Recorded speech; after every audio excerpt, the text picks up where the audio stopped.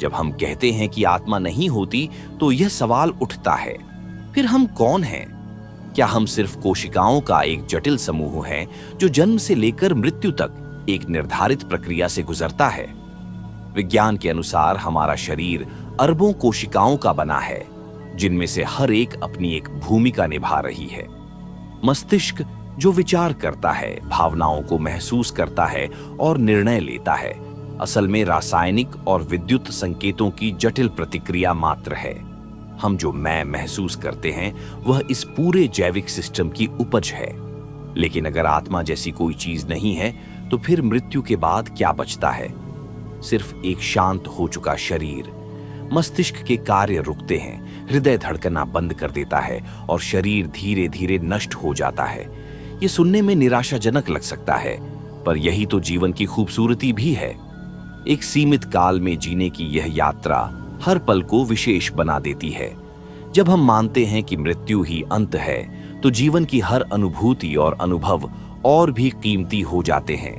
दोस्तों, क्या आपने कभी खुद से ये सवाल पूछा है कि आप वाकई कौन हैं? क्या आपने कभी जीवन को उस नजर से देखा है जहां आत्मा जैसी कोई चीज नहीं है?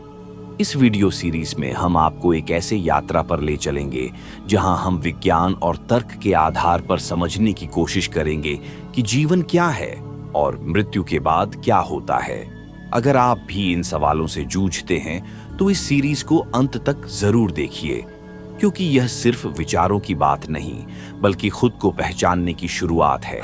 अब सवाल उठता है कि अगर सब कुछ सिर्फ रासायनिक प्रतिक्रियाएं हैं तो भावनाएं, प्रेम, करुणा, ये सब कहां से आती है? जब हम कहते हैं कि प्रेम, करुणा, दुख या आनंद सिर्फ रासायनिक प्रक्रियाएं हैं तो ये सुनने में थोड़ा अजीब लग सकता है, लेकिन वास्तव में हमारा मस्तिष्क इन भावनाओं को न्यूरोकेमिकल्स के जरिए महसूस करता है। डोपामिन, सेरोटोनिन, ऑक्सीटोसिन जैसे रसायन ही हैं जो हमें खुशी, लगाव या संतोष का अनुभव कराते हैं। इसका मतलब यह नहीं कि भावनाएं झूठी हैं या उनका कोई मूल्य नहीं, बल्कि इसका अर्थ है कि वे भी प्रकृति के नियमों के तहत ही उत्पन्न होती हैं। विज्ञान के नजरिए से हम इंसान एक विकसित मस्तिष्क के कारण इन गहरी अनुभूतियों को समझ और व्यक्त कर पाते हैं। हमारी सोच, स्मृति और भावना, ये सब जीवित शरीर की सक्रियता का परिणाम है। यही बात मृत्यु को और अधिक निर्णायक बना देती है, क्योंकि अगर मस्तिष्क बंद हो जाए तो भावनाएं, विचार, पहचान सब समाप्त हो जाते हैं। इसका यह भी मतलब है कि मैं जो अभी सोच रहा है, अनुभव कर रहा है, वह सब कुछ सिर्फ तब तक है जब तक मस्तिष्क कार्य कर रहा है। इसीलिए जब कोई कहता है कि आत्मा शरीर से अलग होती है तो विज्ञान सवाल करता है, अगर आत्मा अलग है तो वह मस्तिष्क के बिना सोच और अनुभव कैसे कर सकती है? आज तक ऐसा कोई वैज्ञानिक प्रमाण नहीं मिला है जो दिखा सके कि चेतना शरीर के बिना भी मौजूद रह सकती है। अब सवाल यह है कि अगर चेतना सिर्फ मस्तिष्क की उपज है तो फिर जन्म से पहले चेतना कहां थी? क्या हमारा अस्तित्व केवल जन्म और मृत्यु के बीच ही सीमित है? आपके शब्द, क्या हमारा अस्तित्व केवल जन्म और मृत्यु के बीच ही सीमित है? यह सवाल कई दृष्टिकोणों से देखने योग्य है। विज्ञान की दृष्टि से हमारा अस्तित्व तब शुरू होता है जब हमारे माता पिता की कोशिकाएं मिलती हैं और एक नया जीव विकसित होना शुरू करता है। उस क्षण से लेकर मृत्यु तक हम एक सतत जैविक प्रक्रिया में होते हैं। नियमित कोशिका विभाजन, विकास, अनुभव और अंततः क्षय। हम अपने बचपन को याद करते हैं, सपने देखते हैं, भविष्य की कल्पना करते हैं, लेकिन इन सब का अस्तित्व सिर्फ उसी समय तक होता है जब तक मस्तिष्क सक्रिय है। विज्ञान के अनुसार न तो जन्म से पहले और न ही मृत्यु के बाद कोई चेतन अनुभव होता है, क्योंकि अनुभव की क्षमता हमारे तंत्रिका तंत्र से जुड़ी है। हाँ, हमारे शरीर के कण, हमारे डीएनए, हमारे प्रभाव, ये सब आगे रहते हैं, पर मैं जो अभी यह सब सोच रहा है वह उस क्षण के बाद समाप्त हो जाता है जब मस्तिष्क हमेशा के लिए शांत हो जाता है। कुछ लोग इसे निराशा की तरह देखते हैं, लेकिन अगर हम गहराई से सोचें तो यही बात जीवन को अत्यंत मूल्यवान बना देती है। हमें एक ही बार अवसर मिलता है अनुभव करने का, सोचने का, प्रेम करने का। कोई दोहराव नहीं, कोई पुनर्जन्म नहीं, बस एक बार। इसलिए हर निर्णय, हर अनुभव, हर रिश्ते का महत्व और गहराई कहीं अधिक बढ़ जाती है। लेकिन यहीं एक सवाल और जन्म लेता है। अगर सब कुछ मस्तिष्क तक सीमित है, तो चेतना क्या वास्तव में सिर्फ एक भ्रम है? तो चेतना क्या वास्तव में सिर्फ एक भ्रम है? यह सवाल जितना सरल लगता है, उतना ही गहराई से सोचने योग्य है। चेतना यानी मैं हूं का बोध हमारे अस्तित्व का केंद्र है। ये वही ताकत है जो हमें अपने आसपास की दुनिया का अनुभव करने, समझने और प्रतिक्रिया देने में सक्षम बनाती है। लेकिन वैज्ञानिक दृष्टिकोण कहता है कि चेतना किसी आत्मा या अदृश्य शक्ति की देन नहीं है, बल्कि यह मस्तिष्क की अत्यंत जटिल प्रक्रिया का परिणाम है। हमारा मस्तिष्क हर पल लाखों न्यूरॉन्स के जरिए सूचनाओं का आदान प्रदान करता है। इन्हीं विद्युत संकेतों और रासायनिक प्रतिक्रियाओं के बीच से एक जागरूकता उत्पन्न होती है, जिसे हम चेतना कहते हैं। यह किसी स्क्रीन की तरह है जिस पर हमारी सोच, भावनाएं और यादें प्रकट होती हैं। अब यहाँ पर भ्रम की बात इसलिए आती है क्योंकि हम चेतना को एक स्थायी, अलग सत्ता मानने लगते हैं, जबकि हकीकत में यह एक उभरता हुआ अनुभव है। जब मस्तिष्क कार्य करता है तो चेतना दिखती है, और जब मस्तिष्क निष्क्रिय होता है, जैसे गहरी नींद या बेहोशी में, तो वह गायब हो जाती है। कुछ वैज्ञानिक इसे इल्यूजन ऑफ सेल्फ यानी स्व की माया कहते हैं। यह माया इतनी सजीव होती है कि हम खुद को एक अलग अमर सत्ता समझने लगते हैं। लेकिन क्या यह आत्मभाव, यह मैं की अनुभूति बस एक न्यूरोलॉजिकल घटना है? अब सवाल यह उठता है कि अगर चेतना एक प्रक्रिया है, तो इसका आरंभ और अंत कब और कैसे होता है? चेतना का आरंभ उसी क्षण होता है जब भ्रूण का मस्तिष्क विकास की प्रक्रिया में सक्रिय रूप से जुड़ने लगता है। गर्भ में पल रहे शिशु के मस्तिष्क में जब न्यूरॉन्स की नेटवर्किंग शुरू होती है और संवेदी सूचनाओं की प्रतिक्रिया दिखने लगती है, तभी से चेतना की प्रारंभिक अवस्था उभरने लगती है। यह चेतना जन्म के बाद विकसित होती जाती है। हम देखते हैं, सुनते हैं, छूते हैं और धीरे धीरे मैं का अनुभव करना शुरू करते हैं। यह विकास सतत होता है और हमारे अनुभव, भाषा, सोच और भावनाओं के साथ विस्तार पाता है। लेकिन इसका अंत वह उतना ही रहस्यमय है जितना इसका आरंभ। विज्ञान के अनुसार चेतना तब समाप्त होती है जब मस्तिष्क के संचार तंत्र यानी न्यूरॉन्स हमेशा के लिए बंद हो जाते हैं। जब हृदय रुकता है और मस्तिष्क में ऑक्सीजन का प्रवाह ठप हो जाता है, तब कुछ ही मिनटों में मस्तिष्क की सक्रियता धीरे धीरे समाप्त हो जाती है। उसी के साथ चेतना भी विलीन हो जाती है, एकदम वैसे ही जैसे स्विच बंद करते ही प्रकाश चला जाता है।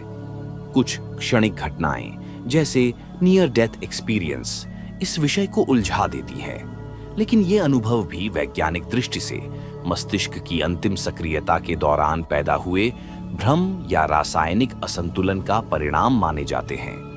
अब सवाल यह है कि अगर चेतना जीवन का हिस्सा है, तो क्या मृत्यु के बाद पूरी तरह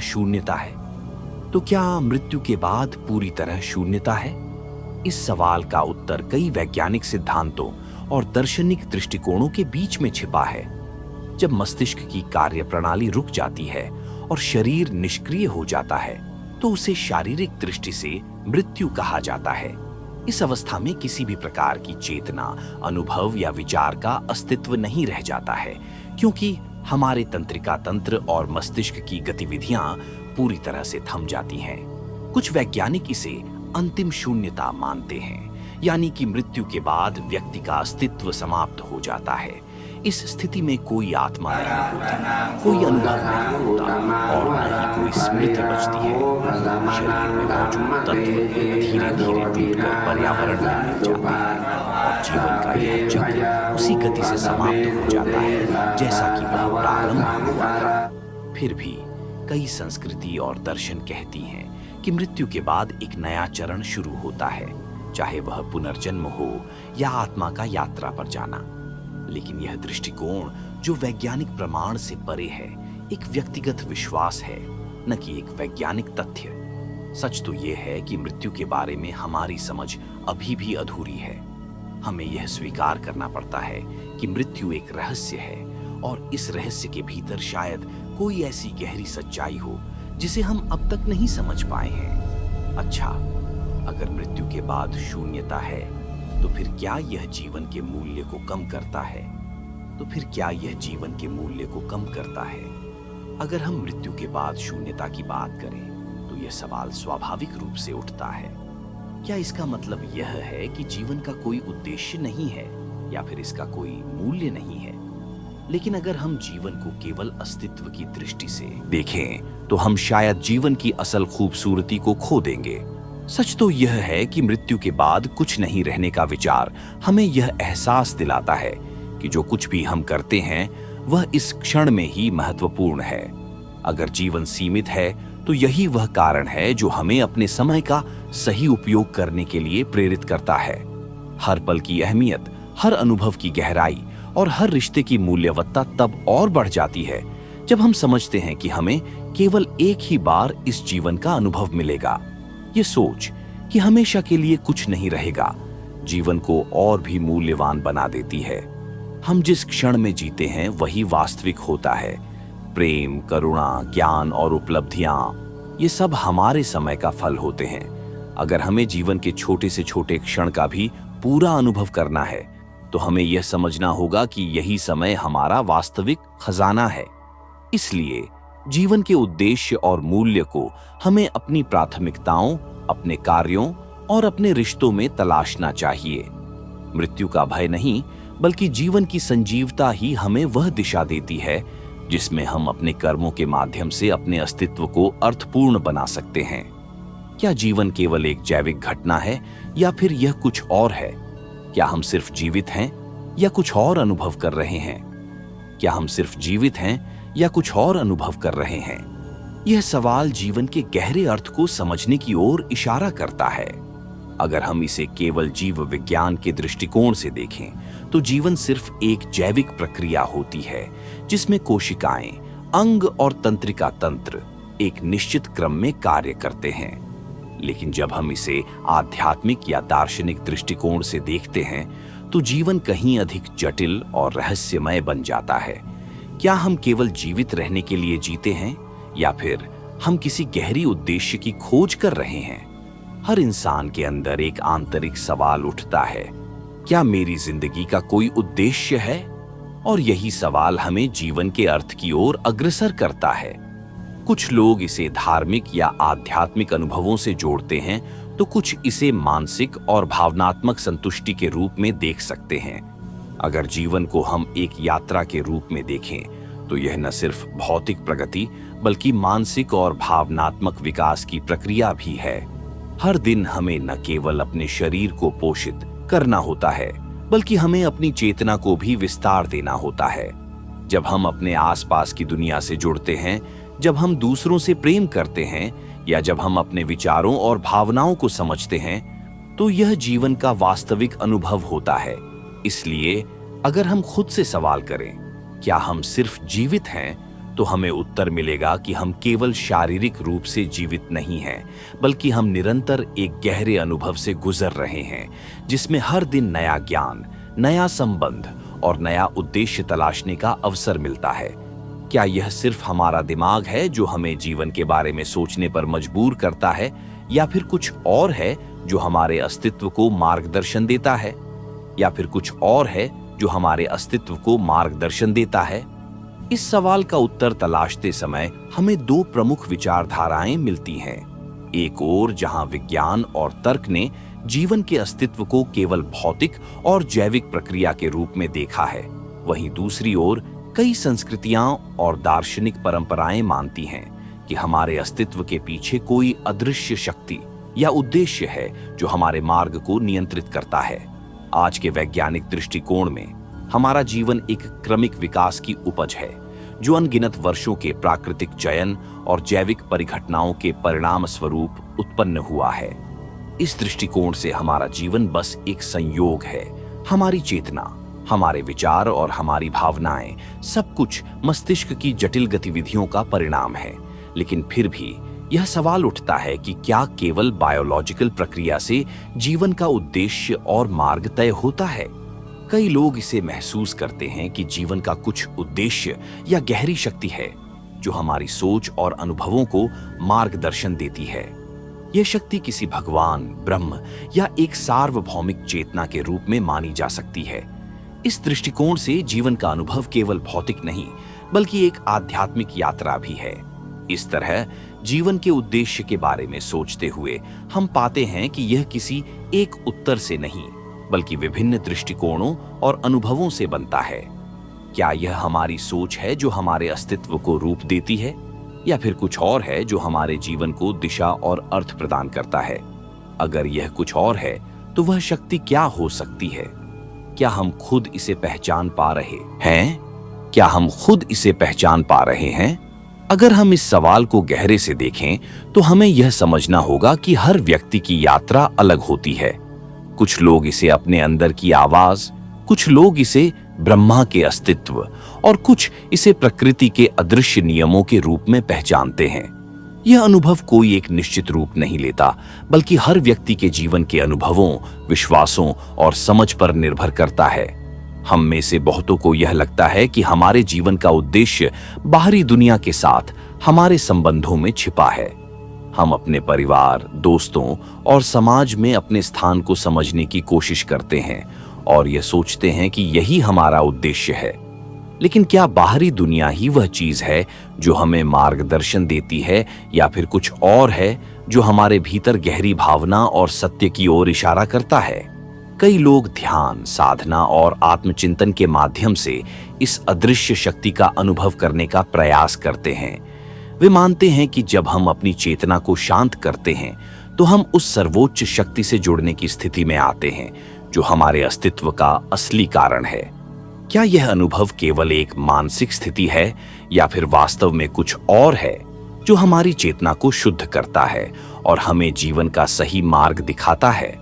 इस तरह से जीवन का उद्देश्य सिर्फ बाहरी उपलब्धियों या रिश्तों से नहीं बल्कि अपनी आंतरिक समझ और सत्य की खोज से जुड़ा होता है। जब हम अपनी सोच को परिष्कृत करते हैं और अपनी मानसिकता को बदलते हैं तो हम धीरे धीरे उस ऊर्जा या शक्ति को महसूस करते हैं जो हमारे अस्तित्व को मार्गदर्शन देती है। अब सवाल यह उठता है, क्या हम वास्तव में अपनी जीवन यात्रा के इस गहरे पहलू को पहचान पाए हैं, या हम सिर्फ बाहरी संसार में खोए हुए हैं? क्या हम सिर्फ बाहरी संसार में खोए हुए हैं? इस सवाल को ध्यान से देखें तो हम पाते हैं कि आज का जीवन तेजी से भौतिकता और बाहरी दिखावे के इर्द गिर्द घूम रहा है। हम अपने काम, रिश्ते, सामाजिक स्थिति और भौतिक सुख साधनों के पीछे लगातार दौड़ रहे हैं। कभी कभी यह प्रतीत होता है कि बाहरी दुनिया के रास्ते ही जीवन का उद्देश्य है, आर्थिक सफलता, प्रसिद्धि और सामाजिक मान्यता।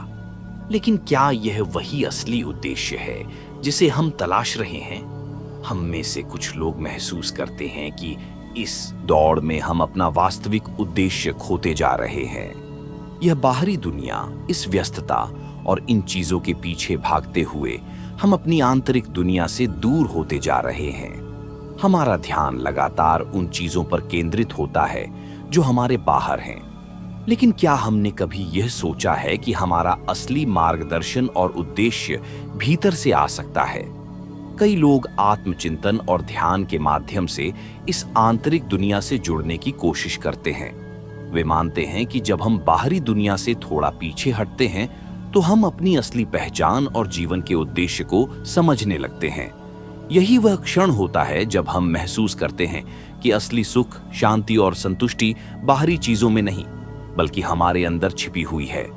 जब हम अपने भीतर की खोज शुरू करते हैं तो हम पाते हैं कि जीवन केवल बाहरी कामयाबी और रिश्तों के बारे में नहीं है। यह तो एक आंतरिक यात्रा है जहां हम खुद को और अपने अस्तित्व को समझने की कोशिश करते हैं।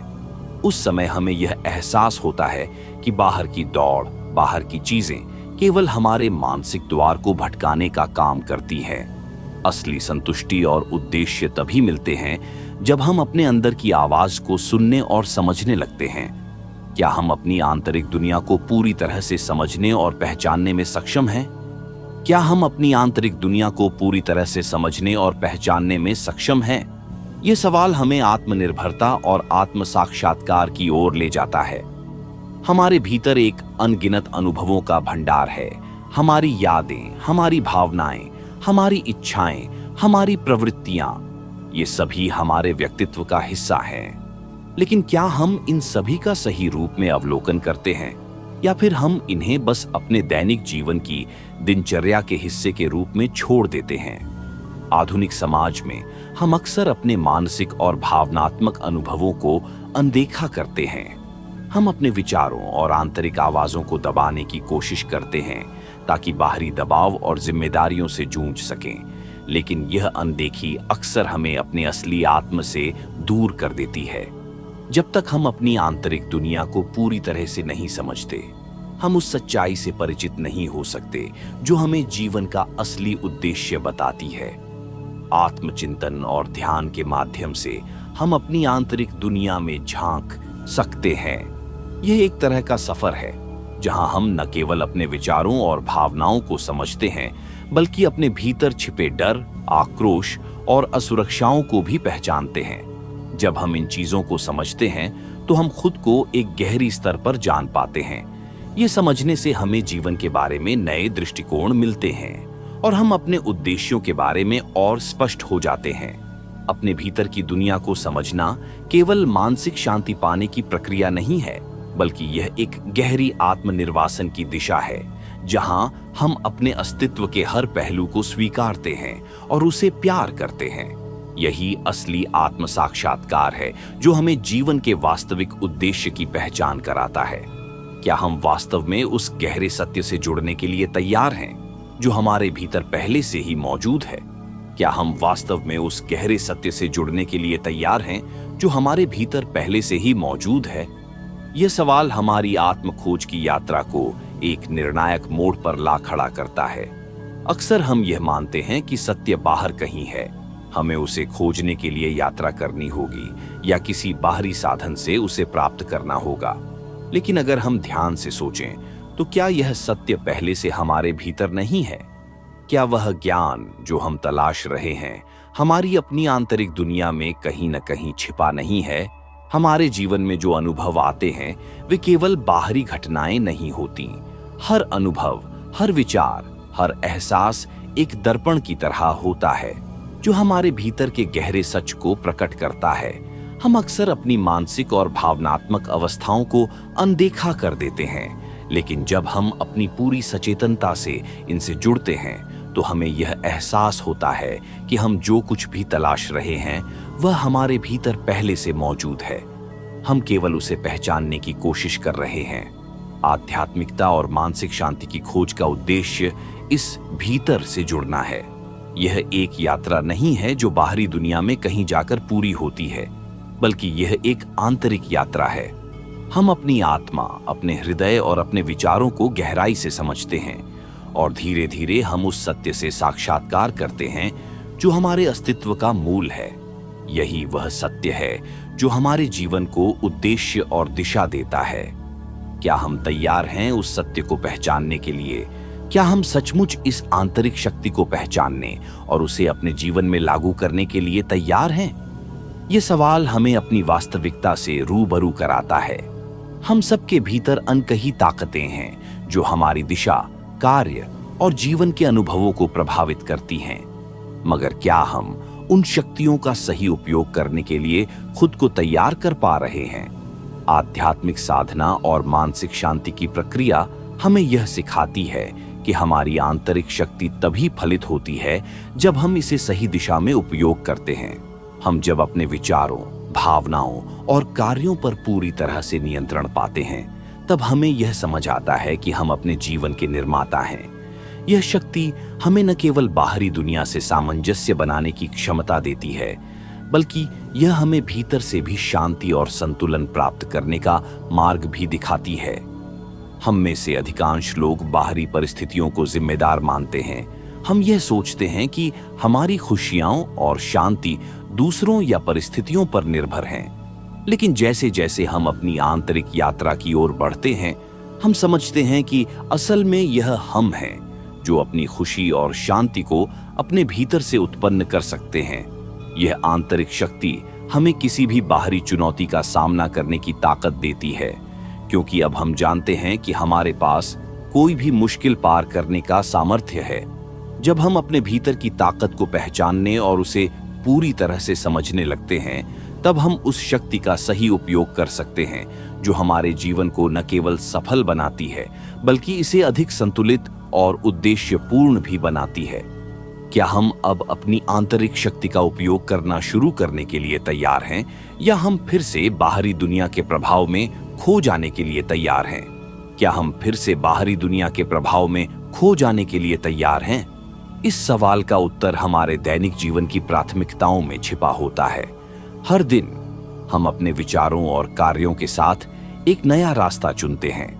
अक्सर बाहरी दुनिया के प्रभावों से हम इस कदर प्रभावित होते हैं कि अपनी आंतरिक शक्ति और उद्देश्य को भूल जाते हैं। हम भूल जाते हैं कि बाहरी घटनाएं और परिस्थितियां केवल हमारी आंतरिक सोच और प्रतिक्रिया का परिणाम होती है। समाज, परिवार और दोस्तों की अपेक्षाएं, मीडिया की छवियां और जीवन की दौड़, ये सब हमें यह महसूस कराते हैं कि हमारी खुशी और शांति केवल बाहरी परिस्थितियों पर निर्भर करती है।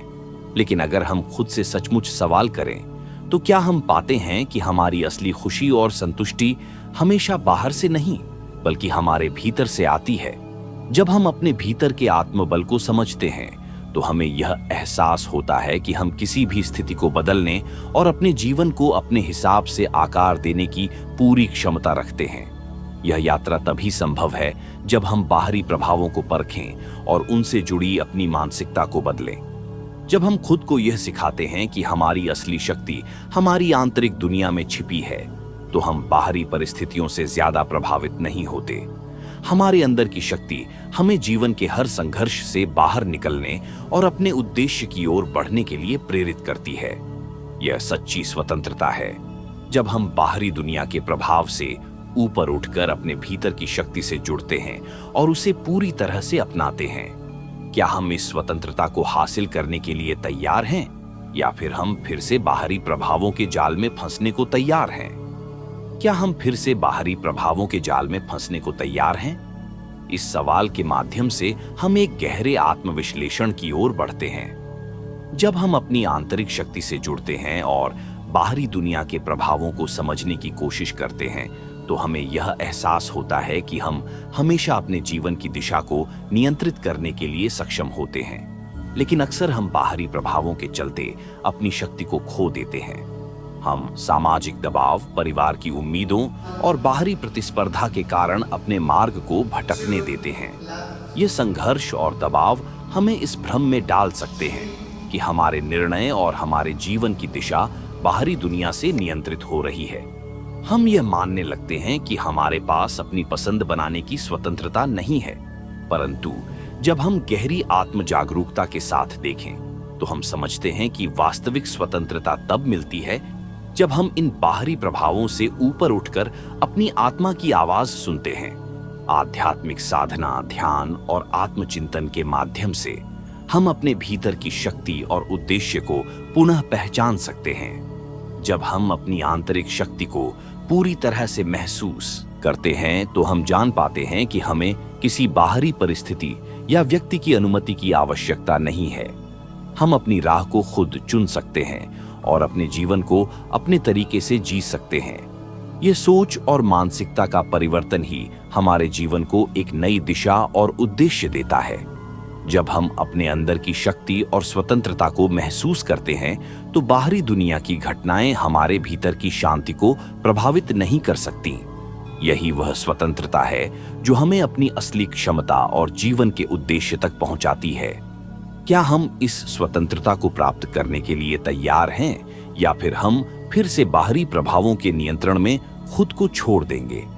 क्या हम फिर से बाहरी प्रभावों के नियंत्रण में खुद को छोड़ देंगे? यह सवाल हमें अपने अंदर की शक्ति और स्वतंत्रता पर विचार करने का अवसर देता है। हम सभी जानते हैं कि जीवन में आए बदलाव, संकट या चुनौतियां हमारी सोच और दृष्टिकोण को प्रभावित कर सकती हैं। लेकिन क्या हम इसके लिए पूरी तरह से जिम्मेदार हैं? क्या हम हमेशा इन बाहरी प्रभावों के कारण अपने मार्ग को बदलने के लिए तैयार रहते हैं? जब हम खुद को दूसरों या परिस्थितियों के प्रभाव में छोड़ देते हैं तो हम अपनी शक्ति को कम कर देते हैं। यह समझना जरूरी है कि बाहरी घटनाएं और दुनिया की परिस्थितियां कभी भी हमें आत्मनिर्भर और आत्मजागरूक बनाने का उद्देश्य नहीं रखती। हमारा असली उद्देश्य तो हमारी आंतरिक दुनिया में है। जब हम अपने भीतर की शक्ति, विचार और भावनाओं को पहचानते हैं तो हम बाहरी दुनिया की चुनौतियों से परे उठ सकते हैं और अपने उद्देश्य की ओर बढ़ सकते हैं। हमें यह समझने की आवश्यकता है कि जो कुछ भी हमारे पास है, हमारा मानसिक और भावनात्मक सामर्थ्य, वह हमारे भीतर ही स्थित है। जब हम बाहरी दबावों से प्रभावित होने के बजाय अपने आंतरिक संसाधनों का उपयोग करते हैं तो हम न केवल जीवन के प्रति एक नया दृष्टिकोण अपनाते हैं, बल्कि हम अपने उद्देश्यों की दिशा में भी मजबूत कदम बढ़ाते हैं। यह आत्मनिर्भरता और आंतरिक जागरूकता हमें वह ताकत देती है जो बाहरी दुनिया के दबावों से अधिक शक्तिशाली होती है। जब हम अपनी आंतरिक शक्ति से जुड़ते हैं तो बाहरी दुनिया की घटनाएं हमें उतना प्रभावित नहीं करती।